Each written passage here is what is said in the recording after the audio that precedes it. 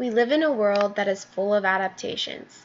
Film critics estimate that somewhere between 40 and 50% of major motion pictures were adapted from novels. But adapting content is difficult, especially when it is transduced from one mode to another.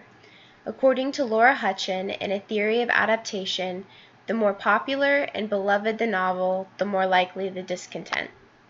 The key to a good film adaptation is that it must stay true to the essence of the original story to please a knowing audience, and also be able to stand alone to please the unknowing audience. This is because it's not easy to transfer something that exists solely in the textual world to a simplified script consisting of mainly dialogue, and then turn that script into a film, complete with visuals, audio, and effects. The process of transferring material, in this case a story, from one mode to a different mode is called transduction, or as Bessemer and Kress define it, the move of semiotic material from one mode to another.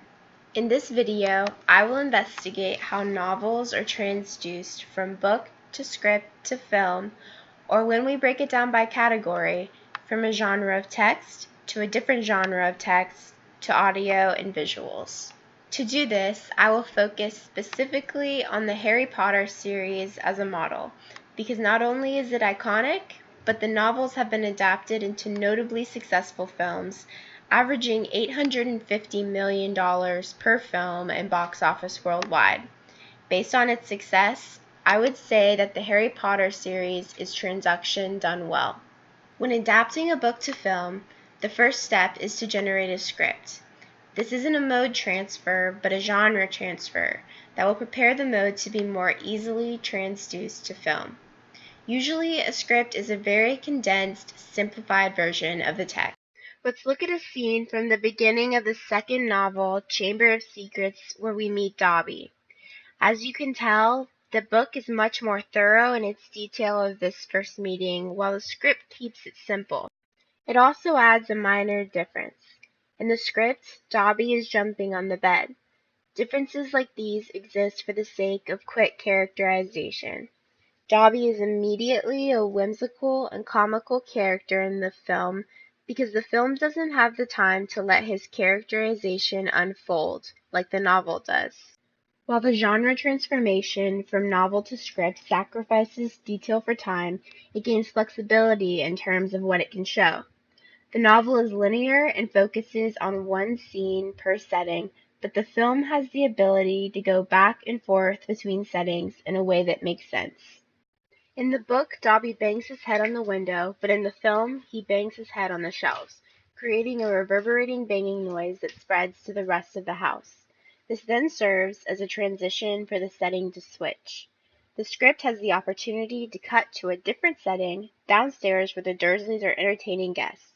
In a book, this might come across as choppy or confusing, but the script has greater flexibility, which creates for a more humorous and dynamic scene. Something I learned while doing this research was that the process of adapting a book to a film is not a linear process. At first, I thought that the text in a novel was transduced to a script, and then the script was transduced into film. But there are nuanced elements from the book that show up in the film without being mentioned in the script. When we compare the film and the script, notice all of the nuances left out in the script. Equal. You can't have met many decent wizards, then. No, I haven't. That was an awful thing to say. Bad Dobby! Stop! Bad Dobby! Dobby! Bad Dobby, Dobby! Dobby, please, stop! Oh, don't mind that. It's just the cat. Bad Dobby! Stop, Dobby! Please be quiet. Are you all right? In the film, Harry pleads with Dobby to stop him from hurting himself. This doesn't show up in the script, but it's originally embedded in the text. If the film had followed the script perfectly, the scene would have come off less natural because Harry would have been silently watching a small creature violently hit his head and cause loud noises, which wouldn't necessarily make sense. Also, notice Dobby's appearance and mannerisms. Oh, yes, sir. Dobby understands. It's just that Dobby has come to tell you it is difficult, sir. The only description provided by both the novel and the script is that he has large, drooping, bat-like ears and bulging eyes. The film creators had to fill in a lot of gaps, such as skin tone, build, nose shape, and even more difficult, his mannerisms and voice. To do this, they had to transduce textual features about Dobby. For example, the fact that he is small might logically mean he has a higher pitched voice. The fact that he is a servant in a bad household might mean he should be old and tired looking. Film has to fill in a lot of gaps that weren't necessarily in the text that it's based from, but filmmakers can use the context of the text as a clue for what these gaps should look like. That is why the Lexicon founder and editor, Steve Vander Ark, says that the Harry Potter films are just expensive fan fiction.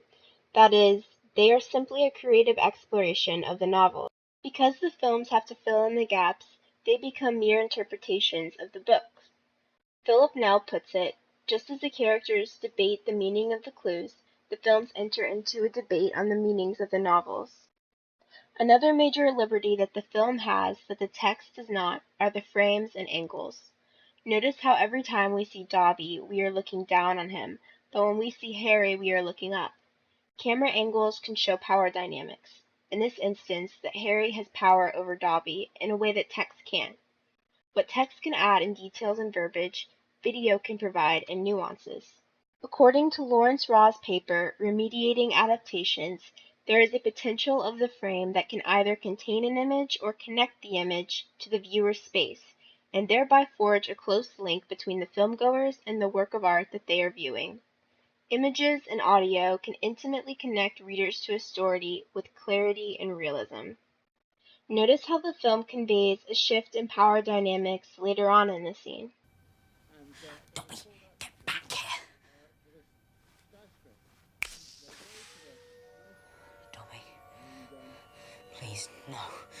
Harry Potter must say he's not going back to school. I can't. Hogwarts is my home.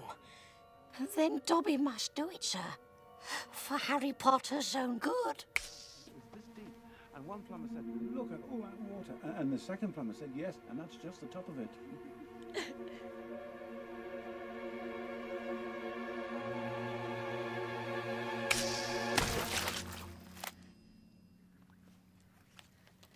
I'm so sorry. It's my nephew. He's very disturbed. Meeting strangers upsets him. That's why I kept him upstairs.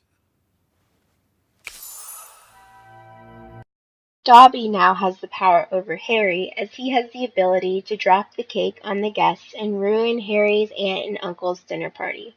The film shows Dobby at a more eye-level angle and with a smirk on his face, which diminishes the perception that Dobby is powerless. When we go back and look at the same scene in the novels, the text actually seems more brief than the film. Film has the advantage of drawing out dramatic moments in a way that books can't. Text tends to follow the same rhythm throughout, and if the author sets something up to happen in the next moment, it's difficult to draw that moment out for suspense. Film has the ability to play with time. Notice that in the text, the pudding is supposed to fall on the floor and Harry should be covered in it as a sign of guilt. In the film, it was a cake, and it was dropped on a guest's head. The essence of the situation is the same, but the changes that were made are more visual. Cake is easier to recognize than pudding, and dropping the cake on the guest's head is far more funny and suspenseful to watch than just dropping it on the floor. In this way, when text is transferred to visual format, details need to be changed in order for the experience to have the same impact. Text, audio, and images are inherently different modes with different affordances and limitations. When a story is transduced from novel to script to film, details and verbiage are sacrificed for time and clarity, but the film has opportunities that the novels don't in the way of frames and angles. Films also have the freedom to fill in the gaps not provided in the text by reading into the context and capturing the essence of the books. Thus, films are simply interpretations of the text and by no means definitive. However, once an adaptation is realized, it inevitably adds meaning to the story. Thanks for watching.